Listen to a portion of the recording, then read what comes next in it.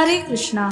आज के इस वीडियो में हम कार्तिक मास महात्म्य अध्याय 3 अर्थात तीसरे दिन की कथा का श्रवण करेंगे। इससे पहले की वीडियो में हमने यह जाना था कि भगवान श्री कृष्ण की पत्नी सत्यभामा को भगवान श्री कृष्ण अपने पूर्व जन्म में कार्तिक मास में किए गए पुण्य कर्मों की वजह से ही प्राप्त हुए। कार्तिक मास के तीसरे अध्याय में सत्यभामा पूछती हैं कि कार्तिक मास ही सब मासों में श्रेष्ठ क्यों है, सब मासों में कार्तिक मास ही आपको अधिक प्रिय क्यों है।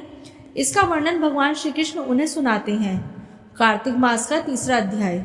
सत्यभामा ने पूछा, हे स्वामिन, काल रूपधारी आपके सभी वर्ष मास दिन आदि अंग प्रत्यंग एक समान महत्व रखते हैं, अतः कार्तिक मास ही सब मासों में श्रेष्ठ क्यों है।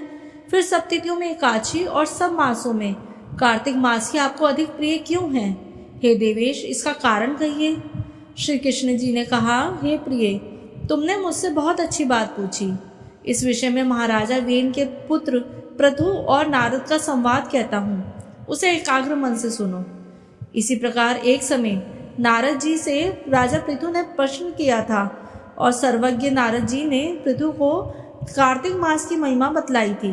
नारद जी ने कहा, हे राजन, बहुत दिन पहले समुद्र का शंखासुर नामक अत्यंत शक्तिशाली और पराक्रमी एक राक्षस पुत्र 3 लोकों को मंत्र डालने में समर्थ हुआ।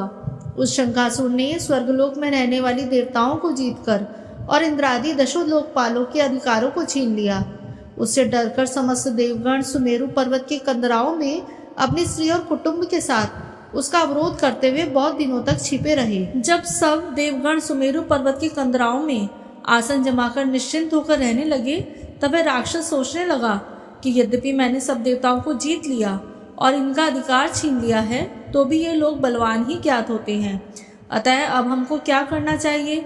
आज मुझे ज्ञात हुआ कि ये सब देवता वेद मंत्रों से बलवान हो रहे हैं, उनके वेदों को हर लेने से ये स्वतः ही बलहीन हो जाएंगे। नारद जी ने कहा, ऐसा मानकर शंखासुर विष्णु भगवान को सोते देख सत्यलोक से उत्पन्न समस्त वेदों को चुरा लाया।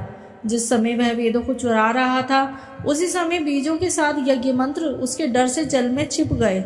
शंखासुर भी वेद मंत्रों और बीज मंत्रों को खोजता हुआ समुद्र के भीतर घूमने लगा, किंतु वह राक्षस उन वेद मंत्रों को एक स्थान पर कहीं भी नहीं पा सका।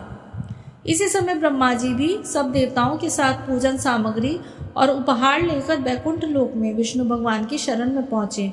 श्री विष्णु भगवान को प्रगाढ़ निद्रा से जगाने के लिए गाने बजाने और धूप गंध आदि से बारंबार उनका पूजन करने लगे। उन लोगों की उस आराधना से प्रसन्न होकर विष्णु भगवान जाग उठे। उस समय देवताओं ने हजारों सूर्य के तेज सदृश दैदीप्यमान विष्णु भगवान को देखा। तत्पश्चात देवताओं ने विविध सामग्री द्वारा षोडोपचार से विष्णु भगवान का पूजन करके पृथ्वी पर दंडवत किया। तब विष्णु भगवान ने उनसे कहा, हम आप लोगों के इस कीर्तन तथा मंगल गान से प्रसन्न हैं। आप लोग अपना अभीष्ट वर मांगे, मैं सहर्ष दूंगा। कार्तिक शुक्ल पक्षी एकादशी पर्यंत प्रातःकाल में जो सज्जन आप लोगों के समान कीर्तन और मंगल करेंगे, वे हमारे अति प्रिय होंगे और शरीर त्याग करने पर बैकुंठ में आएंगे। यह जो पाद्य, अर्घ्य, आचमन और जल आदि सामग्री आप लोग हमारे लिए लाए हैं, वे सब अनंत गुणों वाली होकर आप लोगों को आनंदित करेगी। जो शंखासुर सब वेदों को चुरा ले गया है, वे सब समुद्र में हैं। मैं उस सागर के दुष्ट पुत्र को मार ले आता हूँ। आज से मंत्र बीज यज्ञों के साथ चारों वेद प्रतिवर्ष कार्तिक मास में जल में ही विश्राम किया करेंगे।